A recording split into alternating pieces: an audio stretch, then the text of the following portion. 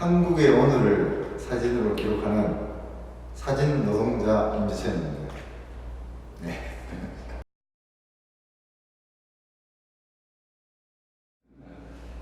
예, 14살 때, 제 고향이 경북 의성 탐리라는 곳인데, 탐리 옆에서 이제 문워커, 마이클 잭슨의 맨발로 친구들하고 이렇게 문워커 하고 있다가, 갑자기 외국인 3명이 우리 앞을 지나가더라고요. 가방에 책을 하나 주더라고요. 그래서 내가 이걸 뭐 가지라는 건지 보라는 건지 그 시점에서, 그때만 방에 들어서 이렇게 보는데, 아니 사진이 이런 식으로 쓰이는구나. 완전 정말 보도 듣도 못한 그런 세상이 거기 들어가 있더라고요. 근데 참 희한한 게 카메라에 카자도 모르는 놈이 그 책을 보는 순간에 야 나도 나이를 먹어서 내 나이 40살이 되면 이런 사진 찍는 사람이 되고 싶다는 생각이 딱 들더라고요. 그때부터 이제 사진 공부를 시작한 거죠.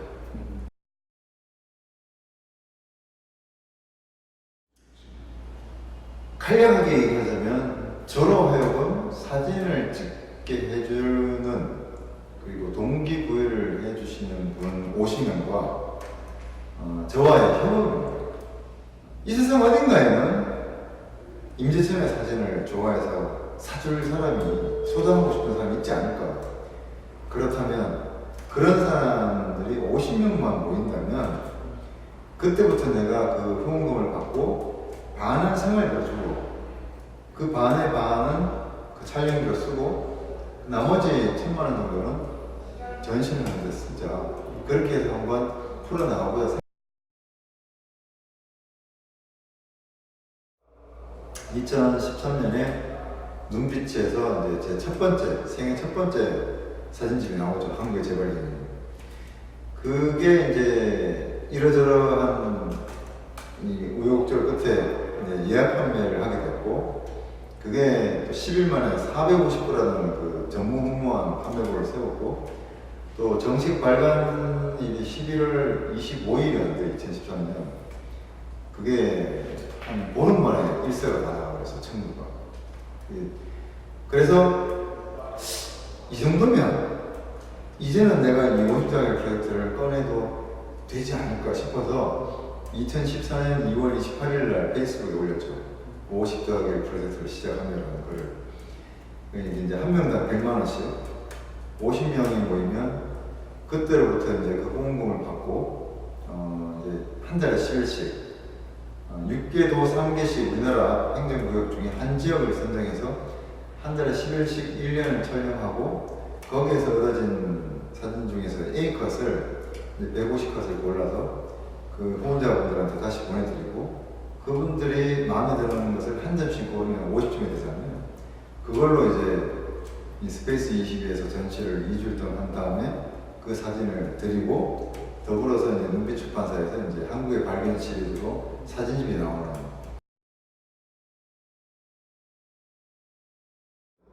페이스북에 그 긴 글을 올리는 것 외에는 없는데 연락이 와서 충분히 성원이 된단 말이죠. 그러니까 처음에는 내가 그렇게 대단한 놈인가? 그랬는데 그게 아니라 그분들이 정말 대단하셔요.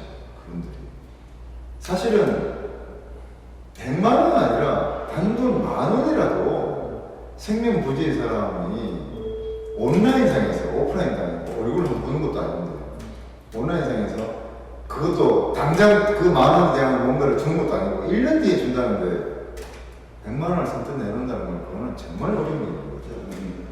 일단은 미사여구도 없고 정말 내가 계획해서 실천할 수 있고 약속을 지킬 수 있는 글만 내용만 적었어요. 그리고 두 번째는 절실했죠.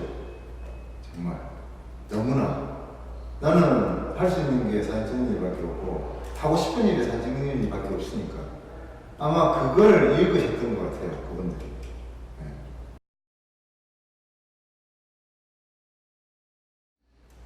제주도를 시작으로 했고, 그 다음이 강원도, 그 다음이 부산광역시, 이번이 전라도입니다. 그러니까 왜 제주도를 먼저 시작했냐면, 우리 집에서 제일 먼 곳이라서. 그 다음에 두 번째 강원도를 한 이유는 제일 가까운 곳이라서. 세 번째는 그런 생각이 들더라고요. 예전에 한국의 재발견 작업할 때는 항상 혼자 다녔거든요. 대중교통을 이용해서 버스 타고 다니고 기차 타고 다니고. 그래서 갑자기 그런 생각이 들더라고요. 내가 좀 너무 쉽게 사진을 찍는 건 아닌가. 왜냐면 그 당시에는 한국의 재발견 작업할 때는 돈이 너무 없으니까 필름 살 돈이 없어서 하루에 2롤 이상 찍은 적이 별로 없어요. 그러니까 한 장소에서 한 컷 이상을 찍어본 적이 없는 거죠. 근데 이게 또 디지털로 바뀌기도 하고 또 촬영하는데 어려움이 없다 보니까 나 스스로 생각했을 때 어떤 사진을 찍는 데 있어서 아까 말씀드렸던 그 절실함이 좀 더 희석되는 게 아닐까 싶어서 부산은 다 대중교통을 이용해서 걸어 다닐 수 있는 곳이니까 그래서 이제 부산을 세 번째로 했는데 결과론적으로는 이제 제가 생각 못했던 문제가 공책이 된 거죠.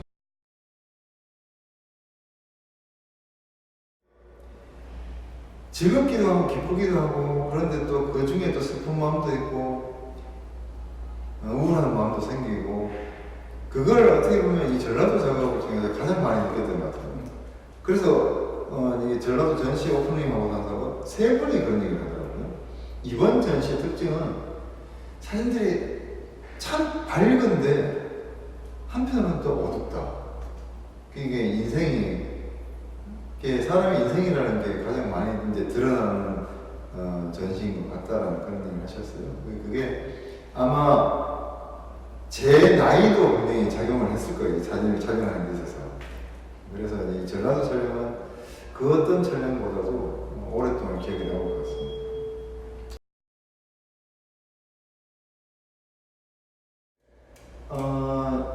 이제 1년 120일 촬영이 끝나면 뭐 이제 올해 같은 경우는 이제 총 7,000컷 정도가 찍었는데 그 중에서 이제 그 500점으로 일단 1차 셀렉트를 하고 나누고 그 다음에 이제 2차 셀렉트를 누구랑 하냐면 집사람하고 애하고 같이 해요.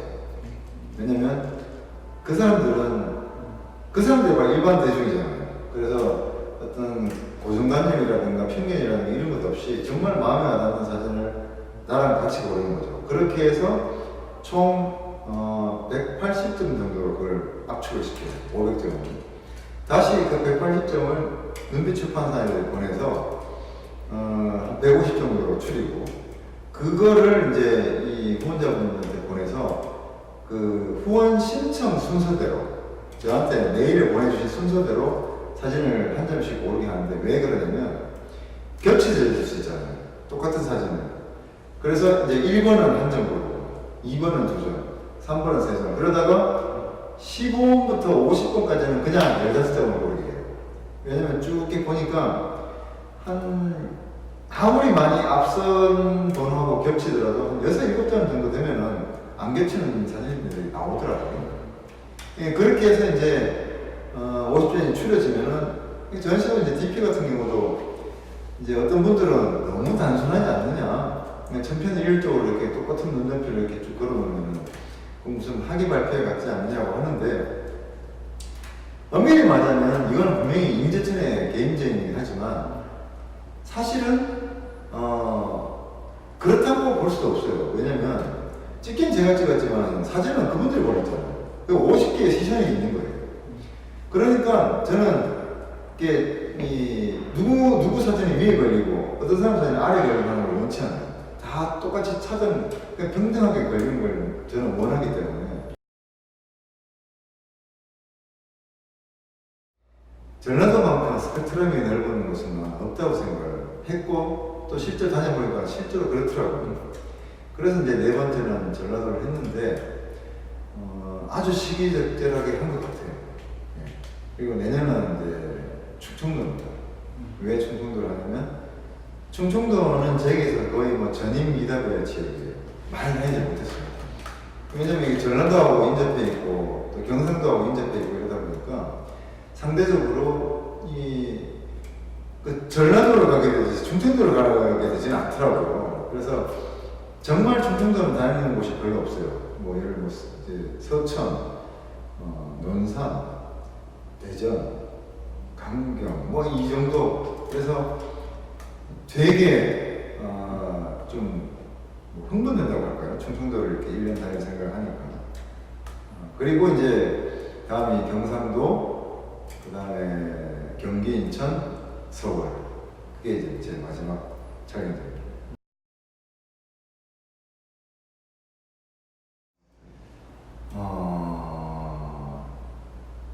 어마어마한 의미죠. 한국의 재발견은. 지금 현재 한국의 발견 작업이 가능케 한 게 아니라,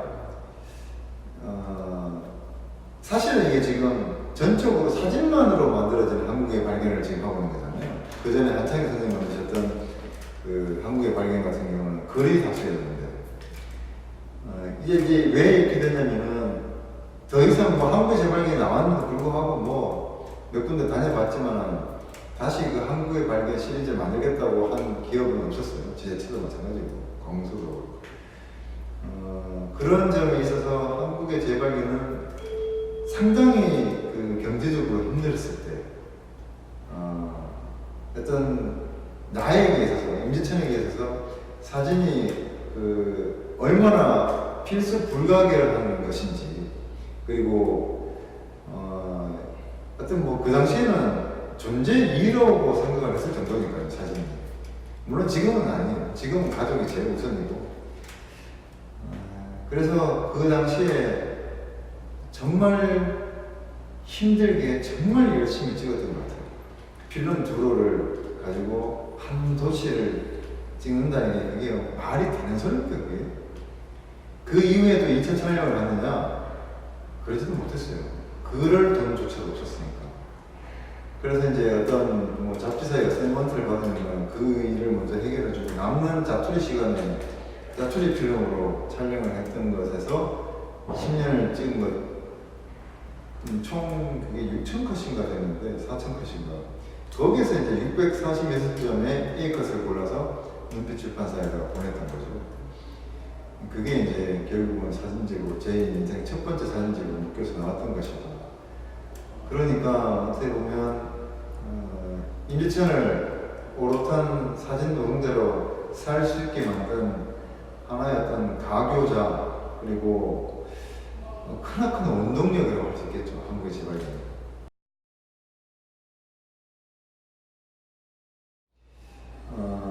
깜짝 놀랐다.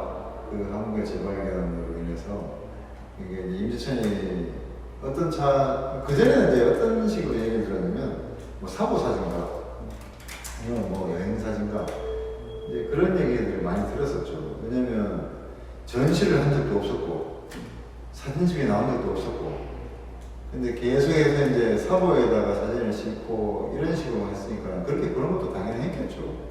그게 또 난 나쁘다고 생각하지는 않아요. 사보 사진가가 뭐 여행 사진가가 그런 일은 아니니까요. 사진이라는 걸 계속 하고 있다는 자체가 중요했던 거니까. 그런데 사진관에 있는 소위 사진 전문가들하고 다르게 일반 대중들은 어떻게 반응을 했냐면, 내가 사는 이 공간이, 이 나라가, 이 땅이, 내 고향이 이토록 아름답잖아. 이토록 강렬한 색채와 그리고 이렇게 빛나는 사람들로 가득했던 곳인가? 그런 얘기들을 진짜 많이 들었어요. 사실은 그게 제 촬영의 실질적인 그 중점이었거든요. 이 나라를, 우리가 살고 있는 이 땅을, 이 땅과 더불어 살아가는 사람들의 삶의 풍경을 낯설게 보여주세요, 좀 더. 그래서 그 낯설게 보여줌으로 인해서 사람들을 하여금 관심을 갖게 만들자고 하는 게 제 촬영의 주안점이었는데, 그게 통한 거죠, 일반 대중들한테는.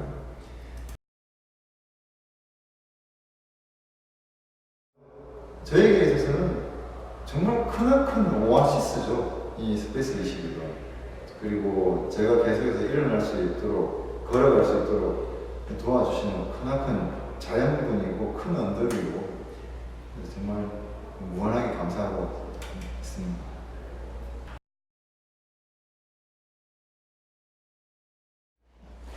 아주 좋은 질문 하셨는데 만일 서울까지 다 끝낼 수 있다면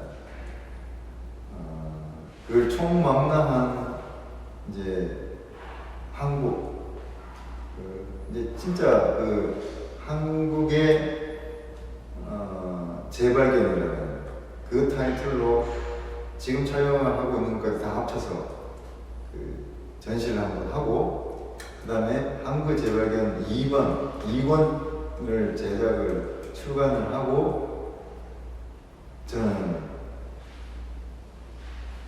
사진가의 삶을 내려놓을 거예요.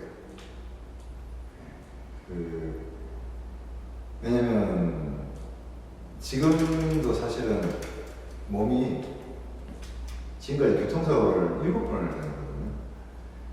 작년에 전라도 촬영 내려가다가 난 게 그게 이제 7번째 사고였는데 몸이 정말 한 해 한 해 달라요. 지금도 하루에 1시간씩 계속해서 이제 재활 훈련을 하는데 아무리 훈련해도 극복이 안 되는 것들이 나오는 거죠. 이제 그렇게 된다면 앞으로 충청도를 하고 뭐 경상도를 하고 경기도, 인천, 서울을 하게 된다면 제 나이가 거의 60이 넘을 수도 있고 아니면은 바라볼 수 있는 나이가 되는데 그 이후에 다시 카메라를 들고 무슨 작업을 한다는 거는 그거는 저를 속이는 거고 또 저를 사랑해 주시는 사람들을 속이는 행위일 거라는 생각이 들어서 건강관리 잘 하셔가지고 충청도 이후 또 경기도 또 서울까지 잘 마치시기를 기원하면서 또 이후에도 그만두지 마시고 또 다른 프로젝트 꼭 할 수 있도록 포토가 응원하겠습니다. 감사합니다. 네, 감사합니다. 네, 수고하셨습니다. 네.